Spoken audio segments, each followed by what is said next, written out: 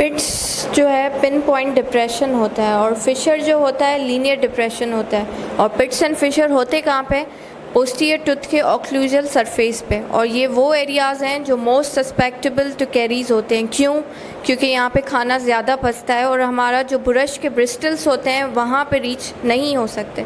अब हमें वहाँ पे कैरीज को रोकना है, जिसको बोलते हैं हम pits and fissure sealant, which is a preventive measure, जिसमें हम मटेरियल फिल कर देते हैं पिट्स एंड फिशर में और कैरीज को हम वहाँ पे रोक देते हैं। पहला स्टेप जो होता है, आपने ब्रश लेना है, उस पर प्यूमिस पाउडर लगा के जो टूथ का जो ऑक्लूजल सरफेस है और जो फिशर्स हैं उसको आपने क्लीन करना है। नंबर 2 स्टेप जो है वो है एनेमलोप्लास्टी। वो एक कंट्रोवर्शियल है क्योंकि कुछ बोलते हैं कि करना चाहिए, कुछ नहीं करना चाहिए। उसमें होता क्या है, उसमें हमने बर्ड से फिशर को इनलार्ज करते हैं जैसे हमारा मटेरियल इजीली फ्लो हो सके। बट कंट्रोवर्शियल इसलिए क्योंकि हमारा टूथ तो कट हो रहा है ना, तो इस हिसाब से वो कंट्रोवर्शियल है। और थर्ड स्टेप जो है हमारा एचिंग करेंगे, उसके बाद बॉन्डिंग की और उसके बाद मटेरियल अप्लाई करेंगे। That's it.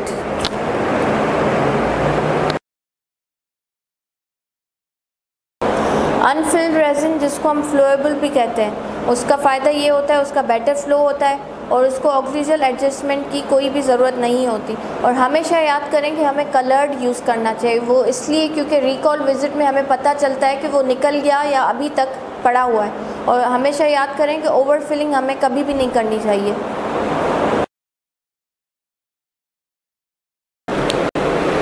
तो हेलो एवरीवन, तो हमें बेसिकली कब पिट एंड फिशर्स देना चाहिए, बहुत एक अहम सवाल है।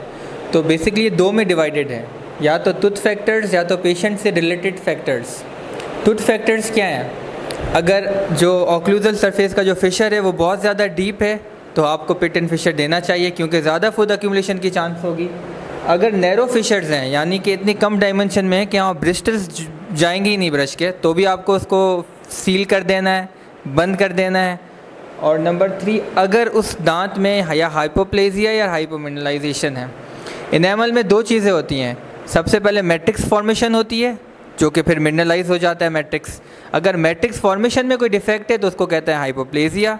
अगर मिनरलाइजेशन में डिफेक्ट है तो कहते हैं हाइपोमिनरलाइजेशन। और ये दोनों conditions more prone to caries होती हैं। तो इन दोनों सिचुएशंस में हमें पिट एंड फिशर सीलेंट देना लाजमी होता है। अब पेशेंट से एसोसिएटेड फैक्टर्स क्या हैं? अगर किसी भी प्राइमरी दांत में अगर है कैरीज का एक्सपीरियंस बच्चे को था तो उसके जो भी परमानेंट 6 अभी इरप्ट होंगे तो उनको आपको सील पहले ही कर देना है क्योंकि वो कैरीज रिस्क पेशेंट की कैटेगरी में आ जाता है। नंबर 2 पॉइंट, 4 परमानेंट जैसे मोलर्स इरप्ट हो रहे हैं 6-7 साल की उम्र में, फर्स्ट मोलर्स, अगर किसी एक में भी कैरीज है तो बाकी 3 को भी सील कर देना है क्योंकि वो फिर से कैरियस रिस्क कैटेगरी में आ रहा है वो बच्चा। या फिर अगर उस बच्चे के अंदर कोई हैंडीकैप है या कोई इमोशनल स्ट्रेस है या कोई मेडिकल प्रॉब्लम है कि वो सही से सफाई नहीं कर पा रहा दांतों की, तो भी फिर उसको आपको ज़ाहिर है एहतियाती तौर पे आपको उसको सीलेंट देना है। और या तो रिस्क फैक्टर्स बहुत ज़्यादा, लाइक पेशेंट हैबिचुअल है शुगर खाने की या कार्बोनिक ड्रिंक्स पीने की या मिल्क वगैरह की, जिसकी वजह से उसकी टेंडेंसी ज़्यादा है कैरीज होने की, तो इस सिचुएशन में भी आपको पिट एंड फिशर सीलेंट देना है। तो basically concept pit and fissure sealant का ये है कि कैरीज को हमें रोकना है, तो जहाँ जहाँ हमें लगे कि कैरीज होने का चांस ज़्यादा है तो आपको देना है। तो ये सारे हो गए preventive therapeutic indications of pit and fissure sealant. लेकिन अगर पिट एंड फिशर्स में इन कैरीज है उसकी बेस के अंदर जो सिर्फ इनेमल तक कॉन्फाइंड है, इस सिचुएशन में भी आप पिट एंड फिशर सीलेंट कर सकते हो थेराप्यूटिकली, और इसमें इनेमलोप्लास्टी करना लाजमी होगा। वैसे नहीं होता लेकिन इसमें लाजमी हो जाएगा, वो थोड़ी सी कैरीज हटा के उसको सील कर दो अगर इनेमल तक कॉन्फाइंड है। अगर डेंटिन तक चली गई तो फिर तो प्रॉपर आपको रेस्टोरेटिव प्रोसीजर की तरफ चले जाना है। तो ये एक बहुत डिबेट है कि कौन सा जो मटेरियल है वो आइडियल है पिट एंड फिशर सीलेंट के लिए। तो यहाँ हम कंपैरिजन करेंगे 2 का, रेजिन और जीआईसी सीलेंट का। तो रेजिन की जो सबसे बड़ी क्वालिटी वो है कि उसकी रिटेंशन रेट बहुत ज़्यादा अच्छा है, लेकिन उसके बहुत साथ में नुकसानात भी हैं, यानी वो बहुत ज़्यादा टेक्निक सेंसिटिव है क्योंकि आप जब भी रेजिन अप्लाई करते हो आपको एक एडिक्वेट मॉइस्चर कंट्रोल चाहिए, एक ड्राई फील्ड चाहिए। नंबर 2, उसमें टाइम ज़्यादा लगता है क्योंकि स्टेप ज़्यादा हैं, एच बॉन्ड और फिर जाके आप रेजिन सीलेंट लगा रहे हो, तो टेक्निक सेंसिटिव भी हुआ और टाइम भी ज़्यादा लगेगा। और चौथा उसका नुकसान ये, कोई भी फ्लोराइड रिलीज़ होने की उसके अंदर एबिलिटी उस मटेरियल के अंदर नहीं है। अब GIC पे आते हैं।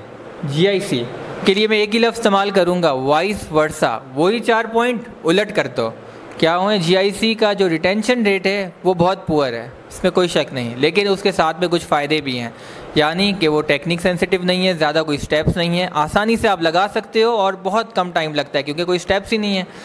और उसकी सबसे ख़ास बात यह है कि ये फ्लोराइड रिलीज़ करता है। यहाँ तक कि आप GIC जब अप्लाई करते हो फिशर्स में तो वो कभी कभी GIC डिज़ोल्व होकर गायब भी हो जाता है, लेकिन अपने पीछे एक रेजिडुअल लेयर छोड़ देता है जो कि नेकेड आई से नज़र नहीं आती, पर वो फ्लोराइड डिपॉजिट कर रही होती है। तो वलबेरी पे लिखा हुआ है कि अगर रियलिस्टिकली कहा जाए तो GIC एक फ्लोराइड डिपॉजिटिंग मटेरियल है मोर देन अ सीलेंट मटेरियल, जो कि इसका बहुत ज़्यादा फ़ायदा है कैरीज प्रिवेंशन में। अब लगाना कौन सा चाहिए मटेरियल? आइडियली सीलेंट लगाना चाहिए क्योंकि इसका एक ही पॉइंट सब पे भारी है, वो है इसकी रिटेंशन रेट्स बहुत ज़्यादा अच्छे हैं। लेकिन आपको GIC कुछ सर्कमस्टेंसेस में लगाने हैं। नंबर 1, अगर आपका दांत पार्शियल इरप्टिंग फेज़ में है, और इरप्टिंग फेज़ तब होता है जब आपकी क्लीनिंग करना भी बच्चे के लिए मुश्किल होता है, उसमें कैरीज के चांसेस ज़्यादा होते हैं। ऐसी सिचुएशन में आपको GIC यूज़ करना है। इरप्टिव फेज़ में मॉइस्चर कंट्रोल करना मुश्किल होता है तो आप रेज़न नहीं लगा सकते, इसलिए आपको GIC सीलेंट इस सिचुएशन में लगाना चाहिए। सेकेंडली तब भी लगाना चाहिए जब बच्चा बिल्कुल कोऑपरेटिव ना हो। हम अपनी क्लिनिक में बायोडेंट का रेम्बो फ्लो कॉम्पोजिट यूज़ करते हैं जो कि कलरफुल होता है और बच्चे अपनी पसंद से कलर्स चूज़ करते हैं उसमें।